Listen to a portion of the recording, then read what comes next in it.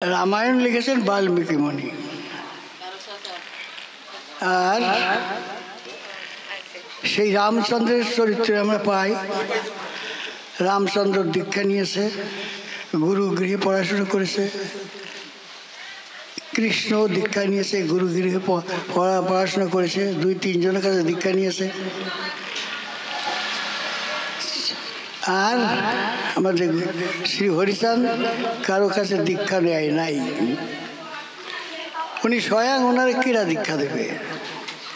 অনেকে বলছেন যে উনি রামকান্ত বৈরাগীর কাছে যেতেন। রামকান্ত বৈরাগী ওনার গুরু। না না, ওনার গুরু নয়। রামকান্ত পরম ভক্ত, ঠাকুরের একান্ত নিষ্ঠা ভক্ত। কিরম ভক্ত? ব্রাহ্মণেরা বলছে, এই রামকান্ত, তুই তো শূদ্র, শূদ্র হয়ে ভগবানের পূজা করতেছিস কেন? ভক্তের কাছে ভক্তের কোনো জাত আছে? ভক্তের কোনো জাত নাই। দেখো, কৃষ্ণ, একটা কথা বলি, জাত নাই কিরকম? রাজস্ব যজ্ঞের পরে কৃষ্ণ বললো একটা সাধু সেবা দিতে হবে। সাধুরা কেরা? এরা মুসি, কিরম? রুইদাস মুসি, ওই একটা সাধু। মানে শুনি রুইদাস, এত মানুষ থাকতে রুইদাস। আর কৃষ্ণ যখন বলিছে তাহলে সেই রুইদাসে বলতে হবে, বুঝছেন? রুইদাস সাধু, তার সাধু সেবা দিতে হবে। আসলো রুইদাসে, ভালো ভালো দ্রৌপদী ভালো ভালো রান্না করে খেতে দিল। কিন্তু খেতে দিলে যা কিছু দেশে যা কিছু আছে দিয়ে দাও, সব দিল, সব একসাথে মাখাই খালো। মনে মনে ভাবলো, হায় রে, আমি কত কষ্টে সাধু সেবার জন্য এত সুন্দর করে রান্না বান্না করলাম, তা এই কোনো তার স্বাদ বুঝলো না। কিছু স্বাদ বুঝলো না, কিছু বুঝলো না। কিরকম সাধু সেবা খাইয়ে চলে গেল স্বর্গে, কিন্তু ঘন্টা পড়লো না। কৃষ্ণকে বলছে, কৃষ্ণ তুমি তো বললে সাধু সেবা দিলে স্বর্গে ঘন্টা পড়বে, সাধু কিরা? রুইদাস মুসি, তাহলে তো খেতে দিলাম, কতভাবে দ্রৌপদী রেঁধে দিয়ে খেতে দিল, স্বর্গে ঘন্টা পড়লো না কেন? কিরকম হলো? কৃষ্ণ বলছে, শোনো, ঘন্টা পড়বে কি? খেতে দিলে সে একসঙ্গে মাখায় নিল। দ্রৌপদী বলছে, এত সুন্দর রান্না করলাম, বুঝলো না কিরকম রান্না হয়। হ্যাঁ, সাধু সব হয় কি করে? বুঝছেন? এই জন্য স্বয়ং অবতার, তার সাথে কোনো তুলনা হয় না। কারো তুলনা নাই, তুলনা নাই এ জগতে। যিনি এলেন সেই হরিচাঁদ এই জগতে, ওনার সাথে কারো তুলনা নাই। তা কিরকম রাম হরি কৃষ্ণ হরি শ্রী গৌরাঙ্গ হরি হরিচাঁদ আসল হরি কিরকম? দেখো, কুরুক্ষেত্রের যুদ্ধে যখন উভয় পক্ষে দুরন্ত যুদ্ধ হয়, যুদ্ধের আগে অর্জুনকে বলেছিল, অর্জুন তুমি যুদ্ধ করো। অর্জুন বলছে, না, আমি দেখেছি সব আমার আত্মীয় স্বজন, এই জ্ঞাতিবাদ করে আমি রাজত্ব নেব তা চাই না, আমি পারবো না। অনেক বুঝাইছে, শাস্ত্র গ্রন্থ পাঠ, উনি তো ভগবান, ভালো করে বুঝাইছে, তবু মানে না। না না, আমি আমাদের আত্মীয় স্বজন মিলে ভাই ব্রাদারকে মেরে আমি রাজা হব, তা হব না, পারে না। তখন কৃষ্ণ একটু অদূরে যেয়ে বসে পড়ল। বসে আবার সেই কৃষ্ণের ধ্যান করছে। এই কৃষ্ণ সেই কৃষ্ণের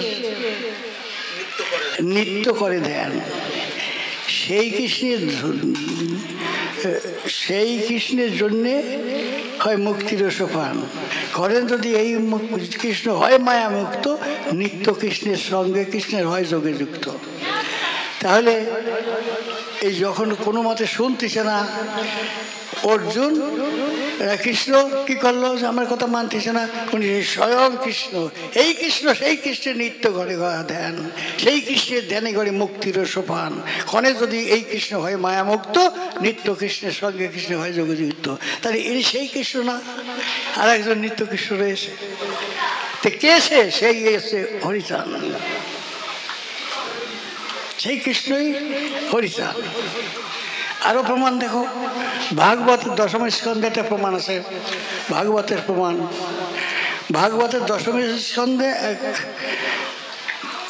ভক্ত, একজন ব্রাহ্মণ, তার 10টা ছেলে, হঠাৎ করে একটা ছেলে মারা গেল।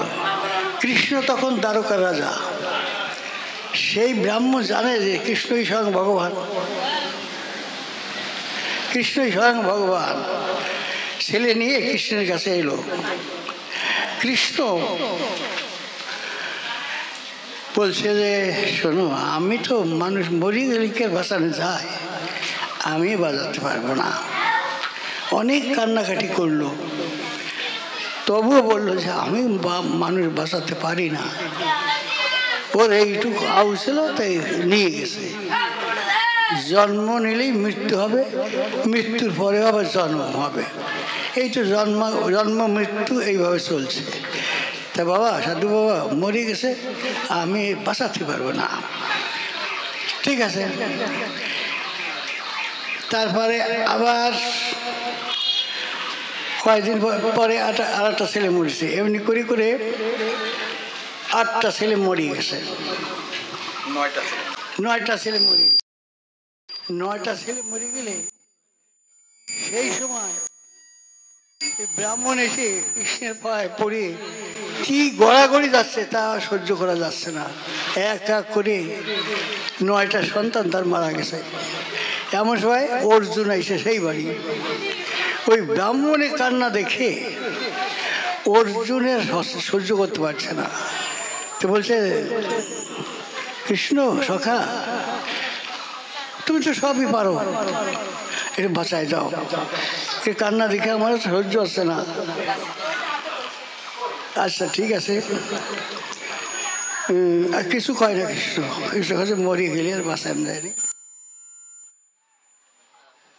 পারলো না, কথা রাখলো না।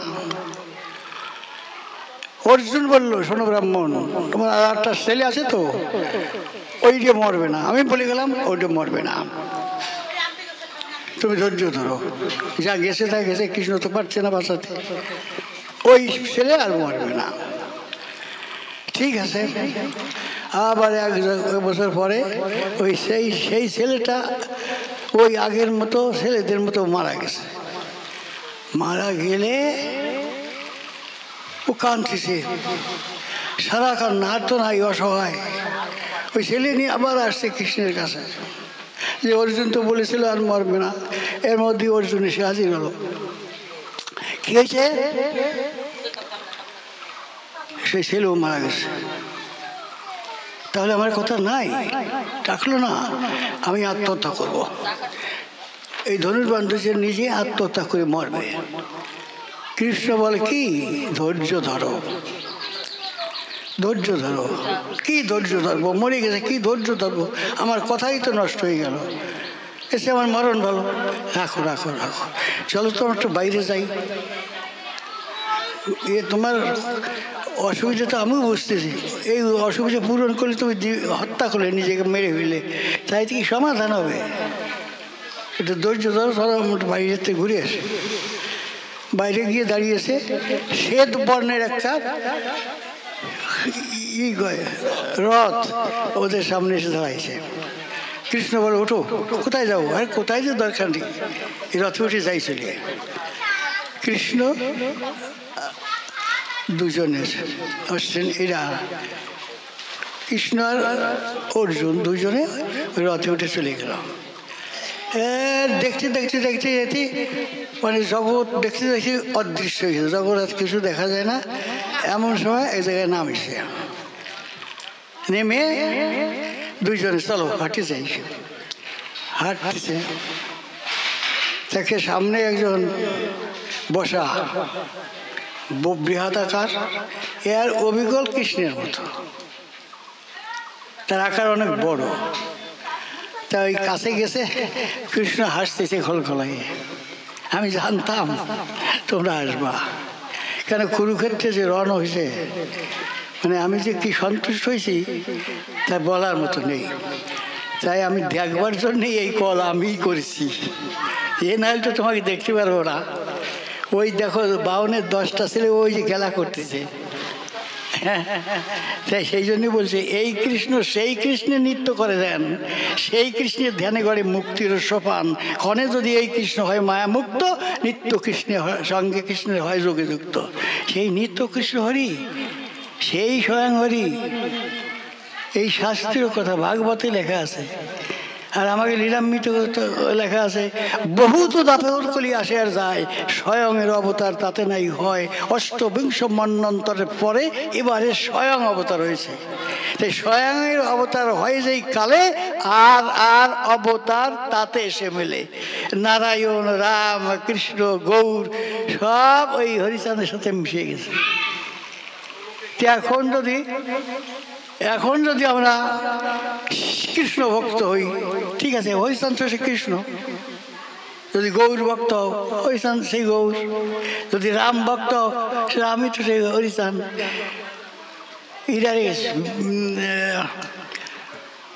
এই রাম মূর্তি দেখালো ওখানে হীরামনকে, হীরামন সত্য যুগের হনুমান, সেই ত্রেতা যুগের হনুমান, সেই আছে হনুমান হীরামন। তা যখন ঠাকুরের কাছে গেল, ওই ভাবে যাচ্ছিল, তখন এইবারই ঠাকুর এসে, এ ভাই থোড়া জল এখানে ফেলা, চল আমরা দেখে আসি। বলে তুই দেখে যা, আমরা হাঁটতে থাকি। ও যে প্রণাম করছে, প্রণাম করেছে, দেখে সেই দাশরথী রাম, তখন ওরও সেই পূর্ব স্মৃতি জেগে গেছে। প্রভু কতদিন তোমায় দেখি না, এই আর কি কান্নাকাটি করছে। শান্ত হও, শান্ত হও, আমি তো আসছি। তাই দেখো সেই হনুমান হরিচাঁদের ভক্ত, পরম ভক্ত, সে রাম ভক্ত, সেই রাম হরিচাঁদ রাম রূপ দেখালো, এই দেখ আমি কেডা, আমি তো সেই রাম। সে ঢলিয়ে পড়লো। তো সেই আর একজনের কমল বৈরাগী কৃষ্ণ রূপ দেখালো। কমল বৈরাগী আছে বৃন্দাবনে কৃষ্ণ দর্শনে। হরিচাঁদ জন বাধা নিয়ে মাঠে গেছে, ওদের আছে নিচু জমি, ওই জমির ওই এক গ্রামে তার এক গ্রাম জাতি হলি ওই আলির পথে জাতি হয়। হ্যাঁ, ওই আলির পথে আসতেছে, হরিচাঁদ একটু এসে সরিয়ে দাঁড়াইছে। ও দেখতেছে কি নামটা বললে, কমল বৈরাগী। ওইদিকে চাইছে, সেই কৃষ্ণ দাঁড়ায় রয়েছে। আমি যেখানে যাচ্ছি, কি গেল, আমি কি ভুল দেখলাম? ভালো চোখ টোক মুছতেছে, মুছে আবার চাচ্ছে, সেই কৃষ্ণই আস্তে আস্তে এগোইছে, সেই রূপ রয়েছেই। অমনি গড়া করে দিচ্ছে, তুমি সেই কৃষ্ণ, আমি তোমার দর্শন যাচ্ছি, তুমি যদি সেই। হ্যাঁ, হাসি বলছে, হ্যাঁ আমি তো সেই। তাই যাও, তুমি যাচ্ছিলে যাও, আর যাবো না। সেই কৃষ্ণ যখন তুমি তোমার যখন পেয়েছে, যাবো কোথায়? এইরকম অনেককে দেখা দিয়েছে আমাকে। ওই যত অবতার আছে আমরা কাউকে অবহেলা করি না, সবই তো ঠাকুরের মধ্যে রয়েছে। আমরা কাকে মানি না বলো? রামকেও মানি, কৃষ্ণকে মানি, গৌরকে মানি, তোমরা মানো না। যারা কৃষ্ণ ভক্ত, গৌর ভক্ত, এই সর্বশ্রেষ্ঠ অবতার রামকৃষ্ণ গৌরাঙ্গ, ওই সেই তোমার নারায়ণ সত্য যুগে, রাম ত্রেতা যুগে, দ্বাপর যুগে কৃষ্ণ, কলিতে গৌরাঙ্গ। আচ্ছা, সে গৌরাঙ্গ কি বলেছে? তোমরা তো সবাই গৌর ভক্ত, সবাই গৌর ভক্ত, তিলকমালা পড়ো, অনেক কিছু করো, গৌরাঙ্গের শ্বাস প্রশ্বাস করো। গৌরাঙ্গ কি বলিছে সেইটা করো। কলিতে কি ধর্ম? হরের নাম হরের নাম হরের নামইব কেবলম, কলু নাচতে ব গতির উন্নতা। এই কলিকালে একমাত্র হরি নাম, ভিন্ন অন্য গতি নাই নাই নাই বললে ত্রিসত্য অঙ্গীকার করি। যত বেদ শাস্ত্র তন্ত্র সারে, যত ধর্ম বলতে সংসারে, সকল ধর্ম হরি নামের হলো। তোমরা বৃন্দাবনে গেলাম তো, ওই জায়গায় নাম করতেছে, কয়েকদিন আগে গেছিলাম কোন জায়গাটা, মায়াপুর। তারা তো গৌর ভক্ত, সেই যেমন শ্বাস প্রশ্বাস রাস্তায় হরে কৃষ্ণ কৃষ্ণ কৃষ্ণ হরে হরে। আচ্ছা ওই কি কইছেন গৌর? হরিনাম করো, হরি বল হরি বল হরি বল কও। গৌর যা বলেছে তা করো, তা করে না। আর না করলে কি না কি হবে? তো সেই মানুষ এই মানুষকে চিনতে পারছে না, এত প্রমাণ দেওয়া হচ্ছে তবু মানুষকে চিনতে পারছে না। তাই কি বলছেন আর কি ধর্ম দেশের শোনেন, সহজকার হস্য ধর্ম সর্বধর্মের সার, গৃহকে বিলাবে মুক্তি শ্রী হরি আমার। এই যে গৃহকে ওই অবতারা কেউ দেখি নাই, নিঃস্বজনকে দেখার সময় পায়নি, যুদ্ধ বিগ্রহ করেছে, নিঃস্বজনকে দেখবে কি করে? দেখে নাই। এইবার সেই অবতার, এইবার শ্রীহরি আমার নিচে হয়ে করিব যে নিচের উদ্ধার, অতি নিম্নে না নামিলে কিসে অবতার। আমি যদি নিচে না হয়ে এদের আমি উদ্ধার করতে না পারলাম, তা আমার বারবার আসে দরকার কি? ঠাকুরও দুঃখ করেছে, অতি নিম্নে না নামিলে কিসে অবতার। সেই জন্য তিনি ওরাকান্দি দাপু দেশে বাদাবাড়িতে সেখানে উদয় হয়েছে। বলছে ওরে, লেখক বলেছেন, কাদা জল বিনে কবু ফোটে পদ্মফুল, পদ্মফুল ফুটতে হলে কাদা জল লাগে। আমার হরিচাঁদ সেই পদ্মফুল কাদা জলে প্রস্ফুটিত হয়েছে। এর যদি কেউ সমালোচনা করলে কিছু পাওয়া যায় না। তো এই সেই কৃষ্ণ, যে কৃষ্ণকে দাঁড়িয়ে, যে কৃষ্ণ কাছে গেল অর্জুন, সেই আছে সেই কৃষ্ণ, এই কৃষ্ণ সেই কৃষ্ণ নৃত্য করে দান। তো এই কৃষ্ণ সেই কৃষ্ণ, তুমি এই কৃষ্ণ কিন্তু না, আসল হরি রাম হরি, রাম হরি, কৃষ্ণ হরি তো মানতেছি, গৌর হরি মানতেছি, হরিচাঁদ আসল হরি, পূর্ণানন্দ হরি। এই হরিচাঁদ লীলা সুধার সাগর তাহাতে মকর, তার করে কর হরি তাহাতে মকর। কাজেই এই সহজ কথাগুলো না মানলে তো হবে না। ওইরকম একটা যুক্তি দিলি, কাপড় কেনার যুক্তি, হ্যাঁ, আর কাছে দিলি, এটা হয়ে গেল হরিচাঁদ পূর্ণ ব্রহ্ম কৃষি। কোনো সমালোচনা থাকলে, কোনো বিতর্ক থাকলে বলতে পারবেন আপনারা যে এটা সঠিক নয়, এটা শাস্ত্রীয় কথা। সেই এই যে স্বয়ংয়ের অবতার হয় যে কালে, আর অবতার তাতে এসে ফেলে। এখানে যদি একটা বড় চুম্বক থাকে, ওই বাইরে যে ছোটো ছোটো চুম্বকগুলো থাকে, ওই চুম্বক আকর্ষণ করে তাদের কোলে টেনে নিয়ে যায়। স্বয়ং তিনি আকর্ষণ করে সবাইকে টেনে নিয়েছেন তিনি। কেউ যদি না বোঝেন।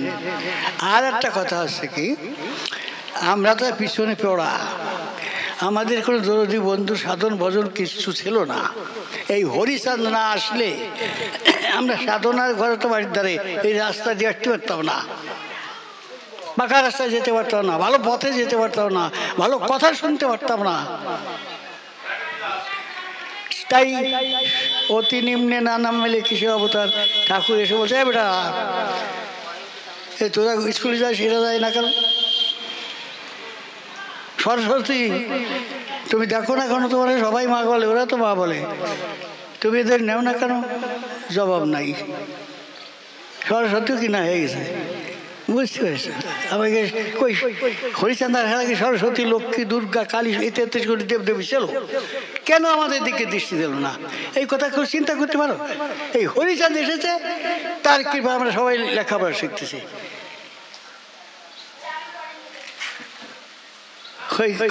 দরকার হলে করবে ভিক্ষা, শিক্ষার যদি অসুবিধা থাকে ভিক্ষা করবা, তাও লেখাপড়া শিখতে হবে।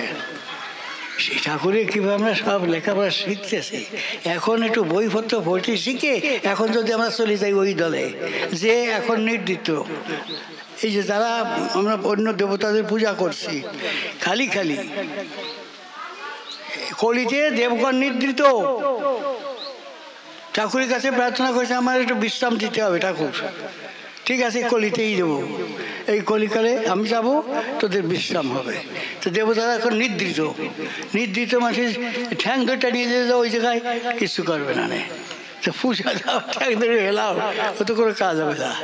এই সত্যকে আমরা বুঝতে পারছি না, যা ওরা না বুঝুক, আমাদের সম্প্রদায়ের লোকগুলো তো বোঝা উচিত যে আজকে হরি মন্দিরে যাচ্ছি, হরি নাম করছি, লেখাপড়া শিখেছে ছেলে মেয়েদের কার দৌলতে, হরি গুরুচাঁদের দৌলতে। আমি লেখাপড়া শিখে এখন তুমি আর এক দলে যাচ্ছ, যাও মূলে এই হরিচাঁদ, হরিচাঁদ ছাড়া কোনো গতি নাই। কৃষ্ণ পারল না অর্জুনকে বুঝাতি, তারপরে এই হরির দ্বারে গেল। হ্যাঁ, কোন হরি? ও হরি হরি নয়, আর এক হরি আছে, সেই পূর্ণ ব্রহ্ম হরিচাঁদ। বহুত দাপর কলি আসে আর যায়, স্বয়ংের অবতার তাতে নাই হয়। অষ্টবিংশ মন্বন্তরের পরে এবারে কলিতে স্বয়ং অবতীর্ণ হয়েছেন। দুঃখী কাঙাল যারা, হরিনামে মাতোয়ারা তারা, হরি বলে তারা যেমন ভক্ত, যারা বেদ বিধির উপরে তারা এত সম্মান দিয়েছে। হরিচাঁদের ভক্ত যারা, বেদ বিধির উপরে তারা। তাহলে আমরা বিধিমার্গ মানি না, বিধিমার্গ আমরা মানি না, আমরা মানি হরিচাঁদকে। যাকে মানলে সব মানা হয় আমরা তাকেই মানার চেষ্টা করছি। কাজেই আমাদের সম্প্রদায়ের লোকগুলোকে সেবা দিই, তোমরা ভুল করে না। সবাইকেই বলি, কেউ ভুল করে না। ঠাকুর শুধু নমর ঠাকুর নয়, ঠাকুর বলেছে যদিও নমকুলে জন্ম আমার, তথাপি নহি আমি নমর একার। তিনি বলছেন নমকুলে জন্ম হয়েছে বটে, কিন্তু আমি একার নয়, আমি সকলের ঠাকুর। তার কাছে তো ভাত বিচার নাই। কুকুরের উচ্ছিষ্ট প্রসাদ ফেলে খাই, পেদ বিধি কোনো কিছু শৌচাচার নাই মানে তাই। তো দেখো তো কত সুন্দর, কত সহজ, কত সরল। আর নাম করবা হরির নাম, হ্যাঁ হরিনাম করবা, হরের নাম হরের নাম হরের নামইব কেবলম কলু নাচতেব নাচতেব নাচতেব গতির অন্যতা। এ ক্রীড়া বলছে, গৌরাঙ্গ বলছে, সেই গৌরাঙ্গ ঠাকুরের মধ্যে আছে। তো হরিনাম করিতে হরিনাম, ওই যে কত কি নাম করো, ওতে কোনো হবে না পরিণাম। এই জন্য যে যুগের যে ধরন, যে অবতার, যে যা বলে যায় সেইটা হচ্ছে সহজ ভজন। যোগী ঋষি সন্ন্যাসী পরমহংস ব্রহ্মচারী এ রসনায় অধিকারী এমনি পদ। যোগী ঋষি সন্ন্যাসী ফকেরি পরমহংস ব্রহ্মচারী এই রসের অধিকারী নয়।